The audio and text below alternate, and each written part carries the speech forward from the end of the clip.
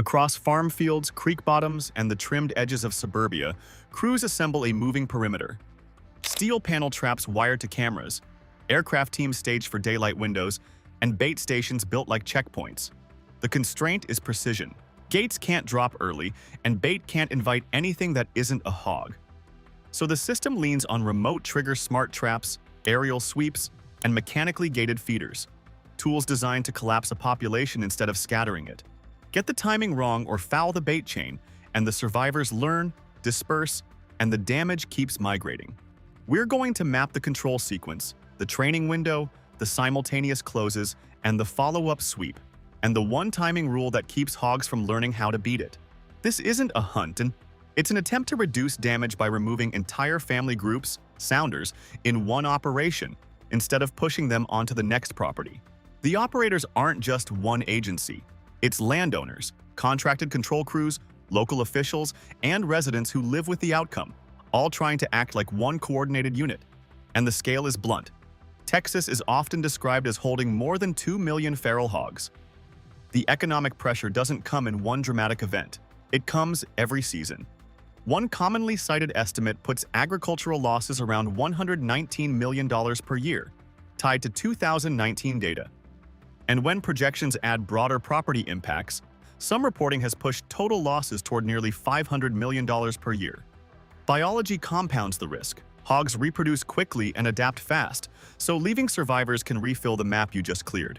If scattered removal fails, what system can close the gaps between properties? To build a control machine, they first had to learn the ground, where hogs travel, feed, and slip past fences. On the ground, hogs don't move like cattle. They use cover, ditches, brush lines, culverts, then spill out into open fields and, in some places, landscape neighborhoods. So the first work isn't trapping, it's measurement. Teams use thermal imaging and surveillance drones to trace movement patterns at night, locate bedding areas, and mark the choke points that naturally funnel a group past a fence corner or along a creek crossing. Then comes the behavioral problem. Hogs move in sounders. If you don't take the whole unit, you don't just miss animals, you educate them. And once pressure hits one parcel, the remaining animals can shift routes and show up somewhere else, with surrounding populations replacing losses in a short window. How do you design a system that captures an entire sounder in one move?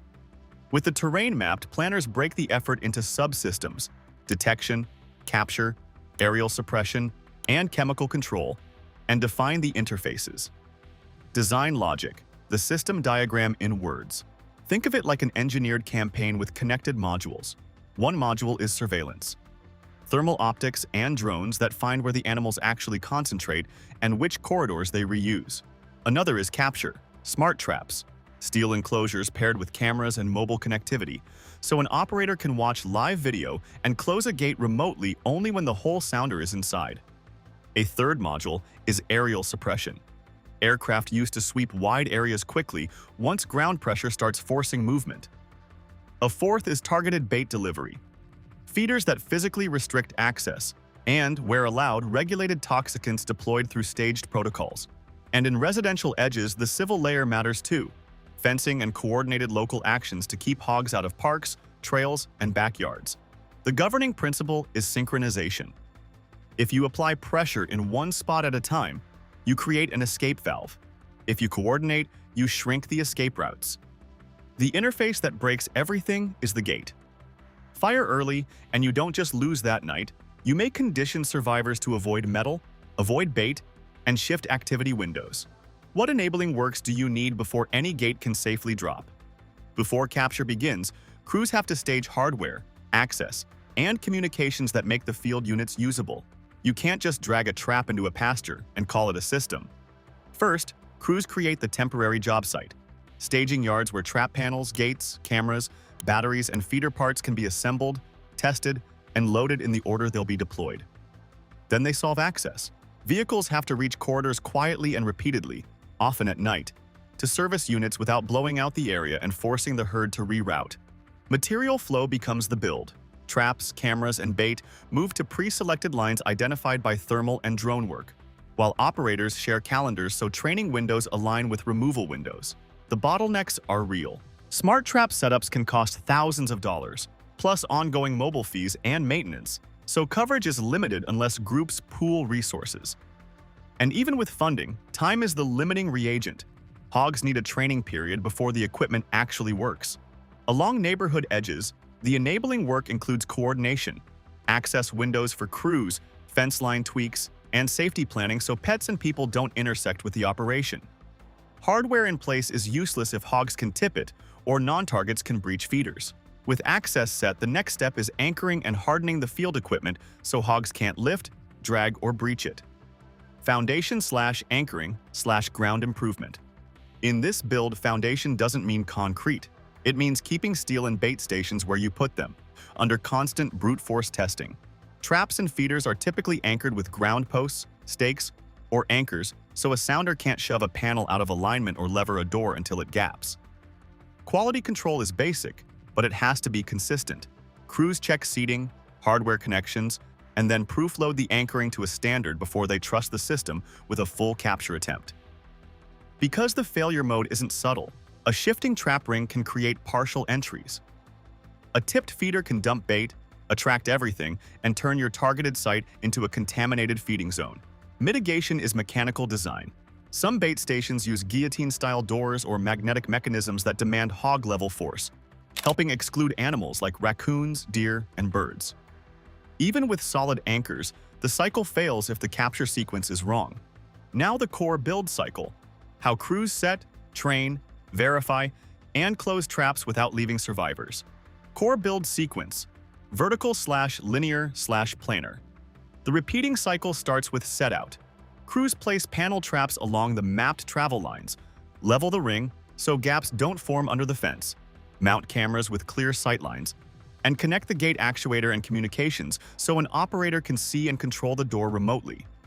Then comes the step most people underestimate: training. For roughly 10 days to 2 weeks, the trap is treated like a harmless feeding spot. Corn draws them close, and the goal is commitment, getting the adults, the cautious ones, to lead the entire sounder through the opening. Verification is the real work. Operators watch live feeds, not just for hogs present, but for all hogs present. In a typical sounder, often described as roughly 20 to 30 animals, you're waiting on the stragglers, the juveniles, the last bodies that hesitate in the shadows. And you're also checking exclusion. If the feeder doors are being worked by non-targets, you adjust before you escalate baiting or arm closures. Then the close. The operator triggers the gate remotely only when the last animal is fully through. That timing rule is the difference between removal and training. After closure, crews move fast, dispatch, remove, and reset, because a messy, prolonged site can change behavior around the corridor. Finally, the tempo. Multiple sites run in parallel, so pressure is continuous, not episodic. What happens on the one night when dozens of traps fire together across a region? The centerpiece operation is a synchronized close and sweep, the moment the system acts like one machine. Signature operation: the impossible moment. The high-risk operation begins with a briefing and a map. Thermal scans and drone work flag active corridors. Trap operators are assigned to specific sites, and each operator holds a simple authority: no gate drops without camera confirmation that the entire sounder is inside. Then comes the coordinated close. Within a tight window, multiple gates trigger across the area. Remote commands, time-stamped confirmations, and ground crews rolling to each site. But traps alone don't finish the job, because not every hog takes the bait. At first light, aircraft lift to sweep the escape corridors and fringe groups that dodged capture, using speed and visibility before heat and wind degrade conditions. In cooperative zones, these teams are described as covering thousands of acres in hours, sometimes cited as reaching up to hundreds of thousands of acres when landowners coordinate access.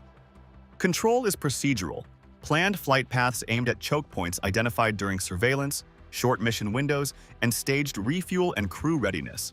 And there's a legal framework. Helicopter-based operations on private land with landowner permission are often described as not requiring a hunting license. Contingency matters. If weather blocks flying, ground teams expand night thermal patrols, and chemical bait steps are delayed rather than rushed. Some holdouts ignore corn and steel. What tool reaches them without hitting non-target animals? For bait-shy holdouts, the system turns to engineered feeders and regulated toxicants with tight exclusion controls. This is a supply chain, not a weekend project. Smart traps and feeder kits come from specialized vendors, then get staged off-site so crews can deploy them in waves that match training windows and planned aerial windows. Inventory strategy becomes a trade-off. Place everything too early and you waste battery life, invite vandalism, and risk educating hogs without having the crews ready to close. Place too late, and the training window slips and the region loses synchronization. Transport constraints are practical. Modular panels must fit trailers, slip through gates, and reach tight access routes without turning deployment into a loud, repeated disturbance. And a service economy forms around the work. Equipment suppliers, thermal surveillance operators, helicopter services, training, and carcass recovery and processing. How do they prove this complex system is working and not backfiring on pets or wildlife? With so many moving parts, safety and verification gates keep the operation credible. Safety, quality, and verification gates. The system only scales if it's repeatable and defensible. So crews run inspections before activation, gate function tests, camera checks, and feeder door force checks to confirm exclusion behavior is still doing what it's supposed to do. Then comes traceability. Sites get IDs. Video is time-stamped. Bait is logged. Operators sign off on the same hold points, train, verify, close, so coordination doesn't dissolve into guesswork. The key defect pathway is partial capture. One early closure can leave behind trap-shy survivors, and those survivors can pull the entire sounder's behavior away from the system. The mitigation is simple and brutal. Delay closure until the entire group is visibly committed inside the ring. For chemical control, protocols add an extra gate, behavioral conditioning. Hogs are transitioned from corn to a non-toxic placebo bait first, then only later to the active bait, while feeder doors are adjusted step by step to keep access selective. How do all these subsystems, traps, flights, bait, fences, behave like one operating machine? Next, the pieces connect data, crews, and neighborhoods into a coordinated operating rhythm. Systems integration, MEP/controls/operations. Integration is where control campaigns usually fail because each tool creates its own schedule. Smart traps generate video and alerts. Surveillance teams update corridor maps. Aircraft need weather windows and safe routing. And neighborhoods have their own constraints: pets, people, parks, and noise tolerance. So operators run it like an operations center. Trap cameras and dashboards feed the same picture to night crews and aerial teams, so a close event isn't isolated. It's immediately followed by a sweep plan. Redundancy matters too. When communications drop, teams don't pretend the site is covered. They run scheduled physical checks and thermal patrols so blind spots don't become safe corridors. In residential zones, integration is also about separation. Coordinated fencing, trapping windows, and hunting schedules designed to keep people and pets out of harm's way. Commissioning mindset is continuous. Test small, scale up, then retest interfaces after each campaign because hog behavior shifts. Do the results hold once pressure eases? And what's next to keep numbers down? The proof is in phased rollouts, live monitoring, and what the first full runs show on the ground. Commissioning, testing, and first run. The rollout typically moves in phases. Single property pilots, then multi-property clusters, then synchronized events designed to remove escape routes across a wider region. During first runs, monitoring is constant: camera footage, flight reports, and field sign. Because no hogs seen isn't the same as pressure is reduced. And there are reported outcomes tied to coordination. Some regions using multi-method controls have been described as seeing population drops on the order of 60 to 70% within about 2 years, with crop losses falling along with them. The economics are the measuring stick people care about. Agriculture losses cited around $119 million per year in one estimate, and broader totals projected toward nearly $500 million per year when property damage is included. But even a strong first run doesn't end the build. New animals migrate in. Survivors adapt. So the next phase looks beyond removal. Research programs are working on reproductive control, contraceptive baits aimed at suppressing fertility as a long-term pressure, if delivery and non-target exclusion can be solved. The maintenance plan is the real plan. Periodic sweeps, retraining windows, and constant coordination so the system doesn't teach the problem how to evolve. This is where the controversy lives. Every tool that works on Hogs can also touch something you didn't intend. The first constraint is non-targets, pets and wildlife. And that's why exclusion hardware matters, like feeder doors that require hog-level force, and supervised trap windows near neighborhoods. Where toxicants are used, deployment is described as regulated and tied to training, with staged bait transitions designed to reduce unintended exposure. And the community interface is operational, coordinating low-visibility night work and aircraft activity with landowners and local authorities to reduce disturbance. Back to the build. Continued coordination, periodic sweeps, and emerging contraceptives are how the system sustains gains.